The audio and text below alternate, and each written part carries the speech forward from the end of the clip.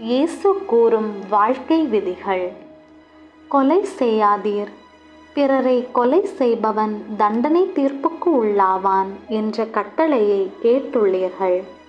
ஆனால் நான் உங்களுக்கு சொல்கிறேன், தம் சகோதரனிடத்தில் சினமுறுபவன் தண்டனை தீர்ப்புக்கு உள்ளாவான். நீ கடவுளுக்கு காணிக்கை செலுத்தப் போகையில் உன் சகோதரன் உனக்கு எதிராக மனத்தாங்கல் கொண்டிருப்பதாக உணர்ந்தால் உன் காணிக்கையை பீடத்தின் முன்னால் வைத்துவிடு. திரும்பி போய் உன் சகோதரனோடு சமாதானம் செய். பின்னர் வந்து காணிக்கையை செலுத்து.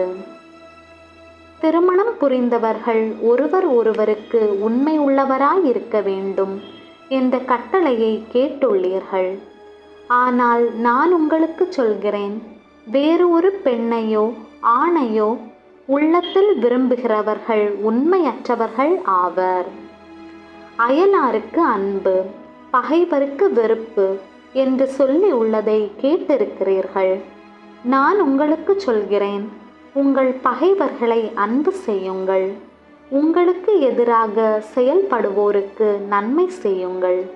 இப்படி செய்தால் நீங்கள் வானகத்தில் உள்ள தந்தையின் மக்களாவீர்கள். அவர் நல்லோர் மீதும் தீயோர் மீதும் கதிரவனை வீச செய்கின்றார்.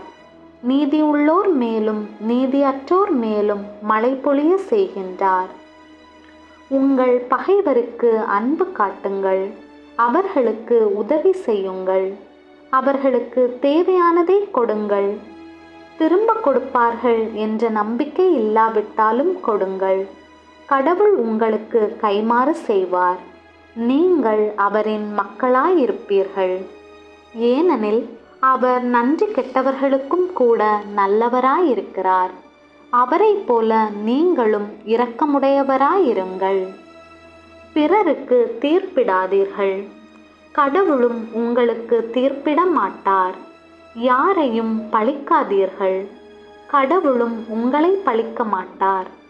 பிறருடைய குற்றங்களை மன்னியுங்கள், கடவுளும் உங்களை மன்னிப்பார். கொடுங்கள், கடவுளும் உங்களுக்கு கொடுப்பார்.